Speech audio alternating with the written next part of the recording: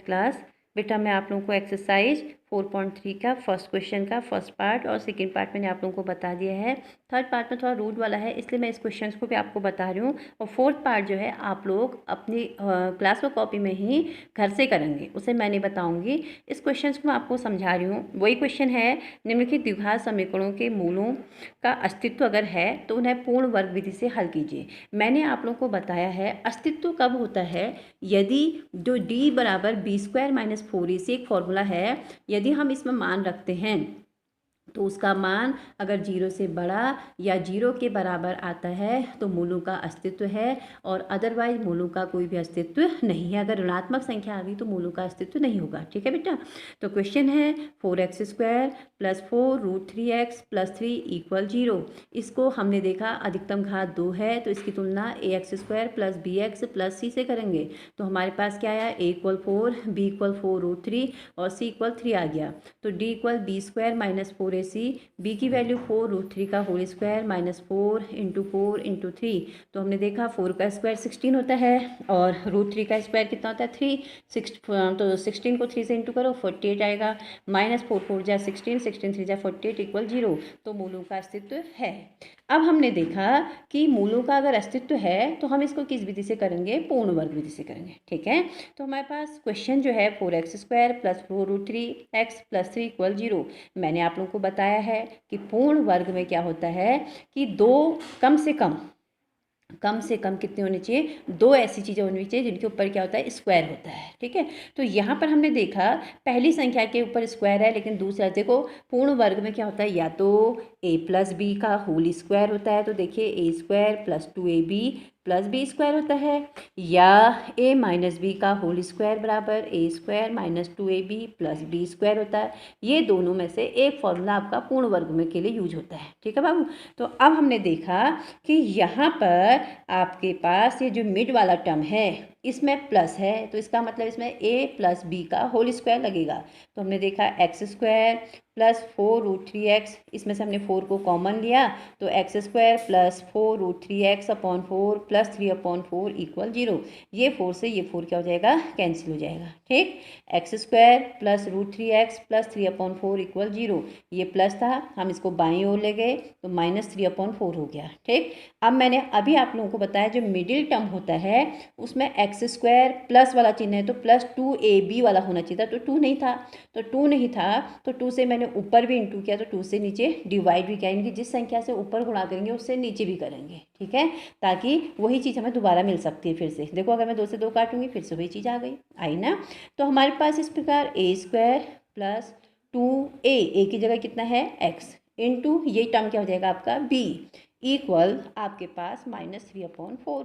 ठीक है, अब हम क्या करेंगे, a² + 2 × a × b √3/2 plus b का स्क्वायर होता है, तो b का स्क्वायर बनाने के लिए हमारे पास √3/2 है तो b के स्क्वायर को हम ऐड भी कर देंगे, इधर बाईं ओर भी ऐड करेंगे और दाईं ओर भी ऐड कर देंगे, या इतना ऐड करो तो इतना ही माइनस भी कर सकते हो, वो चीज़ है। माइनस इधर है तो इधर आके क्या हो जाएगा प्लस, बात वही हुई। तो आप यहाँ पर नहीं भी लिखेंगे उसको तो यहाँ लिख दीजिए +√3/2 का होल स्क्वायर। इन तीन टर्मों को अगर हमने देखा तो a² + 2ab + b², तो a + b का होल स्क्वायर वाला फॉर्मूला बन गया। तो आपके पास क्या आएगा, x + √3/2 का होल स्क्वायर = -3/4 + √3 का होल स्क्वायर 3 होता है और 2 का स्क्वायर कितना होता है 4। तो 3/4 प्लस में है, ये 3/4 माइनस में, इससे क्या हो जाएगा, कट जाएगा। तो हमारे पास क्या आया, x + √3/2 का होल स्क्वायर बराबर 0 आ गया। ठीक है, अब हमने देखा कि x + √3 का होल स्क्वायर इक्वल क्या आया, हमारे पास 0 आया। तो अगर इसका स्क्वायर रूट निकालोगे तो भी कितना आएगा, 0। अर्थात हमारे पास यहाँ पर कितने टर्म है, 2। एक बार x + √3/2 और दूसरा x + √3/2 = 0। एक बार इसको ले लेते हैं, x + √3/2 = 0, तो x इक्वल कितना आएगा, -√3/2। एक बार फिर से x + √3/2 = 0, तो x इक्वल क्या जाएगा आपका, -√3/2। तो इस प्रकार x की वैल्यू क्या आ गई, अतः दी गई समीकरण दी गई दिए गए समीकरण के मूल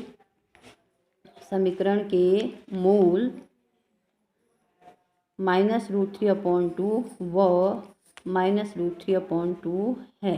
ठीक है, तो इस प्रकार से ये क्वेश्चन हो गया।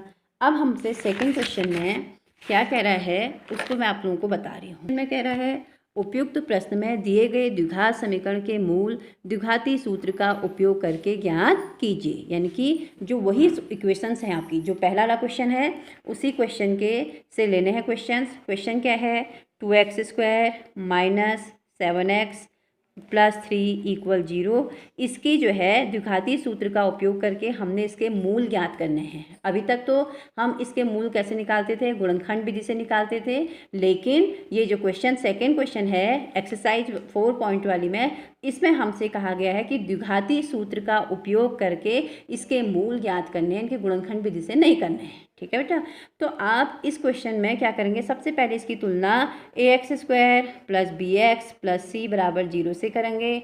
तो a = 2, b = -7 और c = 3।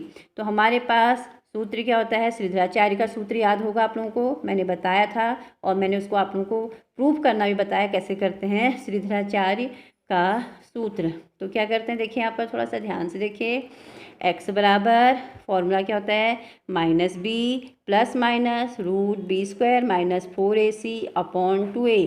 Put the value on equations. x equal -b की वैल्यू कितनी है, -7 है, +√b² की वैल्यू कितनी है, -7 का स्क्वायर -4 इंटू a की वैल्यू 2 है और c की वैल्यू कितनी है 3/2a। 2 इंटू a की वैल्यू 2 है। ठीक है बेटा, तो x बराबर -+ 7 ± √7 का स्क्वायर 49 और -4 2 × 8, 8 3 × 24/4। ठीक, तो x बराबर कितना आ गया 7 ± 49 में से 24 को माइनस कीजिए तो कितना आएगा 25। ठीक, तो हमारे पास अपॉन में 4, तो x इक्वल कितना आ गया 7 ± √25 किसका स्क्वायर होता है 5 का, तो इसका स्क्वायर रूट 5 निकल आया अपॉन 4। अब हम क्या करेंगे, इसमें एक बार पॉजिटिव लेंगे तो x इक्वल कितना आएगा, ध्यान से देखिएगा, x इक्वल 7 + 5/4 = 12/4 = 3। ठीक, और एक बार नेगेटिव लेंगे तो नेगेटिव में x बराबर 7 - 5/4 = 2/4, तो इक्वल कितना आएगा 1/2 आ गया। तो इस प्रकार हमने x की वैल्यू निकाल दी। एक मूल कितना आ रहा 3 और दूसरा मूल क्या आ रहा है 1/2। अतः समीकरण के मूल क्या हो जाएंगे, यहाँ पर के मूल 3, 1/2 हैं। ठीक है बेटा,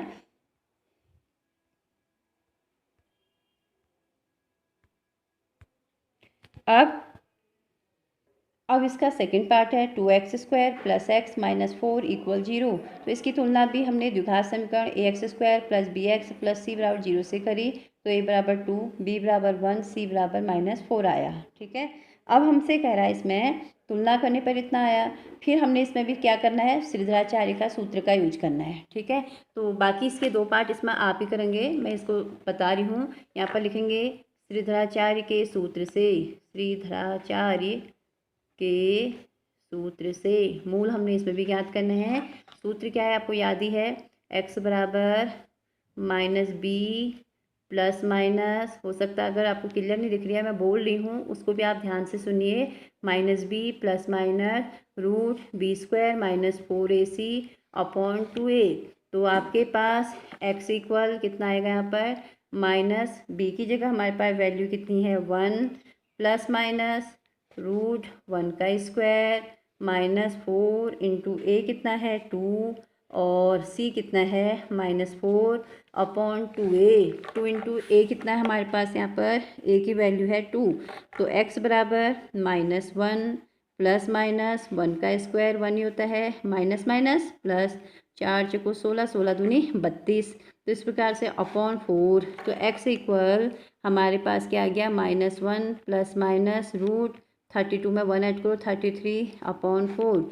एक बार हम क्या लेंगे, यहाँ पर पॉजिटिव लेंगे। तो पॉजिटिव लेने पर x इक्वल कितना आएगा -1 तो आगे से है, बीच में जो मिड में प्लस माइनस है इसकी जगह क्या आ जाएगा प्लस, क्योंकि हम पॉजिटिव ले रहे हैं। √33/4, 33 किसी का वर्ग नहीं होता है, तो पहला मूल यही हो जाएगा। ठीक है बेटा। और ऋणात्मक लेंगे जब नेगेटिव लेंगे तो x इक्वल -1 तो पहले से ही है। यहाँ मिड में अब आपका प्लस की जगह क्या आ जाएगा, ये माइनस √33/4, ये इसका क्या हो जाएगा आंसर। तो ये इस प्रकार इसके क्या हो गए, 2 मूल हो गए। ठीक है। तो ये 2 क्वेश्चंस मैंने आप लोगों को ये भी बता दिए हैं। मूलों की प्रकृति अगर ऋणात्मक हो धनात्मक हो, ये हमने किस विधि से किए हैं, आपको याद हो गया होगा, श्रीधराचार्य के सूत्र से किए हैं। और श्रीधराचार्य के सूत्र का प्रयोग करना मैंने आप लोगों को बता दिया है। क्वेश्चन में जब आपसे के लिए लिखा रहेगा कि निम्न समीकरण को के मूल द्विघाती सूत्र से ज्ञात कीजिए, अगर क्वेश्चन में कहेगा तब आप श्रीधराचार्य का सूत्र का प्रयोग करेंगे। अगर आपसे क्वेश्चन में लिखा रहेगा कि गुणनखंड विधि से करिए कहेगा, तब आप गुणनखंड विधि से करेंगे। अगर आपके क्वेश्चन में खाली लिखा रहेगा कि मूल ज्ञात कीजिए, ऐसा कुछ भी नहीं लिखा रहेगा कि श्रीधराचार्य विधि से करना है या गुणनखंड विधि से करना है, तो ऐसी कंडीशंस में आप क्वेश्चन को जो है, आपको जो ईजी मेथड लगती है आप उस विधि से कर सकते हैं। ठीक है। तो जहाँ पर आप लोगों को प्रॉब्लम होगी, कुछ भी प्रॉब्लम हो, आप मुझसे कॉन्टैक्ट करके मेरे पर्सनल नंबर पर मुझसे आप बात कर सकते हैं। ठीक है बेटा।